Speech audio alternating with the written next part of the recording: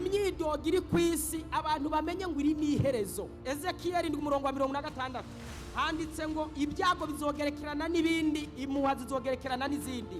Niyo mpamvu abantu benshi uno munsi uraba ufise iki kibazo ugisengeye kihavuye hakaza ikindi, kandi abatangarize ngo uno munsi wari ufise ikibazo kingana n'iyi Bibiliya ukagisengera kihavuye kiba kibishije ikingana n'iyi bavu. Nuko isi yubatse. Abantu rero badagira amajiga manini yo kubikamya ibibazo bazosara. Muri Kameruni hari umugabo yagize stress, agace k'ubwonko kajejwe mouvement volontaire des organes karapfa, acananirwa guhagarara, aguma aragenda, ifire yacitse. Hajya ku isi utazokwiha amahoro, tuzobona toya amashasha agiye, kandi tuzokuganduka ko nta ngorane dufise, ko niwe wiyishe wiyahuye. Iyi si iri herezo ry'isi, nawe wo guhangura irongore ntaryo woshobora. Iyi si niyo imperuka. Mu gitabo citwa Les Grands Bouleversements Mondiaux handitsemwo ko mu bintu bituma inzara igwirirana ku isi, ngo handitsemwo ko ari kubera abantu baguma bagwira. Uko abantu bagwiriyo niyo bakeneye kurya, bakeneye kubaho, bakeneye kwiga, bakeneye ibintu byinshi. Uwo guha nawe ngo ubipange, ngo kwikangura n'amarobine ntani n'amazi akiza. Timoteyo wa mbere 6:10 handitse ngo gukunda amahera niwo muzi w'ibibi byose. Ibibi biri ku isi byose umuzi byameze byanaze no gukunda amahera. Abantu baba batabizi, iyo umuntu yakenye abona n'uwiguriye akamo imodoka, ngo biragoye ko kubutunzi ngo yinjira ngo mwijuru ngo n'ingingamiya ngo guca mwizuru ry'urushika. Hari amasomo y'ishari, yigure nawe. Ariko n'umuntu iyo yagize ishari abona wiyambariye n'igitenge ngo na Yesu mbere ngo abucaza ngo muzobisigaha. Iyo ni ishari. Nta muntu yanyi ibyiza ntibaze babahende, ahubwo yabibuze.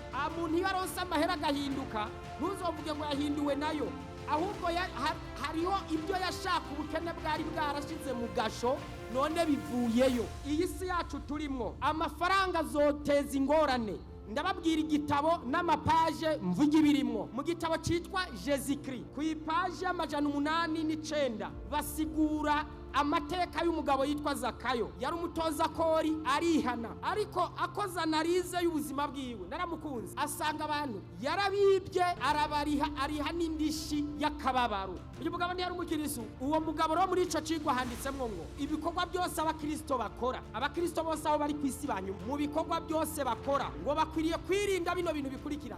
Mbe journal, amakitanse, bijya bintu byose, amaresi, bijya bintu byose biba bijejwe business yawe, ngo bikwiriye kuba byanditse ko izina ry'Imana kuvuga ngo uwera. Bisiguye ngo bya bindi ubona baje kukubaza ngo wowe ngo kapitale yawe nangaye ngo ni miliyoni 10 kandi unyegeje izindi, ntuzoja mwijuru. Ushaka ubivemo ugende wera umunyabyaha 100% urindira umuriro. Ugasanga ubu abantu bafite business z'amanyanga, akagira stoke yo mu nzu y'ikuzimu na stoke izwi na leta, bagakontorora iyiboneka, ariko iyo bubakiye kitaboneka mwijuru ntuzojayo habe nakangana gutyo. Abantu dukuze n'isukari dukenera mu mubiri iyo mu biharage n'ibigori irahagije, kiretse mubaye abasportif les athlètes, abantu muri athletisme nimwe mwebwe mwemerewe kujya ibintu bitanga isukari nyinshi cyane. Ngabo nkajewe ku biro mfise 55 ushizemwo isukari n'ibinure byo mu bikoko na ndema mubiri, mwozo sanga najewe naragize igihugu ciza y'amasaka, y'uburo, y'ibigori, y'ingano, y'umuceri, y'ibiharage, y'ubushaza, shiramwe imboga, y'ibiraya, y'ibisunzu, y'ibitoki, y'ibijumbu, muzokomera. Hari undi yanditse ngo mu gitabo kimwe, ari umuntu yanditse ngo nimba ushaka gukomera nk'inka ntuzujye inka ahubwo jya nk'inka. Mu gitabo cyitwa Kokera Vie umwanditsi wacu yitwa Roger Pamplona nyene yaranditse ngo la puissance d'un peuple dépend de la nature de son alimentation. Ugukomera kw'igihugu n'abanyagihugu bacu bishingiye ku byo barya. Mugabanye akabenzi, mugabanye ibintu byose mubona byadukiza ngo nibinyobwa, cyane cyane abantu b'igitsina gabo, omwe n'ababinwa mumwe ibyo muri sire ko ari byo. Ubu umuntu aragenda akavanga isukari, akavanga umuravumba, akavanga tangawizi, akavanga bitaziyo byavuye, agashiramo urundi runtu ngo bita fungus, ubundi ngo ni ikintu kimeze nk'ikizinu, bigaca bibyara ikintu c'ikinyobwa, mugaca munwa, abantu bagaca bavuga ngo nibiboreza ngo nakanyobwa kabakizwa. Mwabakizwa mwe ninde yababeshi? Nywa amazi murabe ko mudakizwa.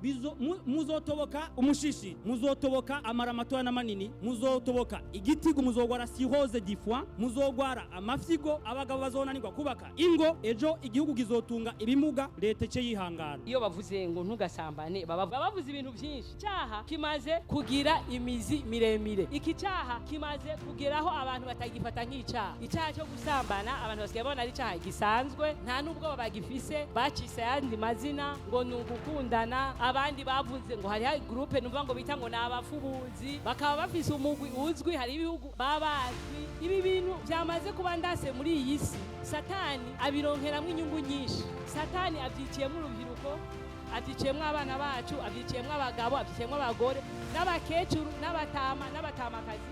Iki cyaha Satani yagisize amavuta, ubu yakigize nk'ubuki, kirasosa ku muntu wari we wese. Muri aka gatabo babikuye mu gitabo bita Délivrance du péché d'adultère et de la fornication, page amajana 66. Ndanyarutse umuntu bavuze ngo yasambanye abakozi ni ukuryama hamwe n'uwo mudahuje igitsina mutarashakanye. Kabiri ni ugukorakora uwo mudahuje igitsina, ukaba nk'umukanguramwo ubwo bushake, gukenera uwo mudahuje igitsina no kumukorakora. Baravuze kandi kwikinisha, icyo bita masturbation, no gusomana n'uwo mudahuje igitsina ku munwa cyangwa kwitama cyangwa ku kuboko. Gatanu ni ugushaka guhoberana n'uwo mudahuje igitsina mwiherereye. Iyo umaze kubona ko ashaka ko mugwana mu nda mwiherereye, uwo aba afise umwuka w'ubusambanyi. Kindi ni ugutinana ikiganza cy'uwo mudahuje igitsina no gukunda gukabakaba ingingo z'umubiri atari uwo mwashakanye. Abantu ugasanga barakuramukije, nambara yo kugwa mu nda, nambara yo kuboko, agaca kugwa mu nda, agaca aryamako mu gituza. Uwo ni ubusambanyi. Agafata ukuboko ntakurekure. Iyo ni umwuka w'ubusambanyi. Abantu udashobora kumubwira ngo aje mu bikorwa, kumubwira ngo muje kurarika mu gikorane, akumva atogenda wenyene atari kumwe n'uwo badahuje igitsina. Ikindi kureba amafilime y'ubusambanyi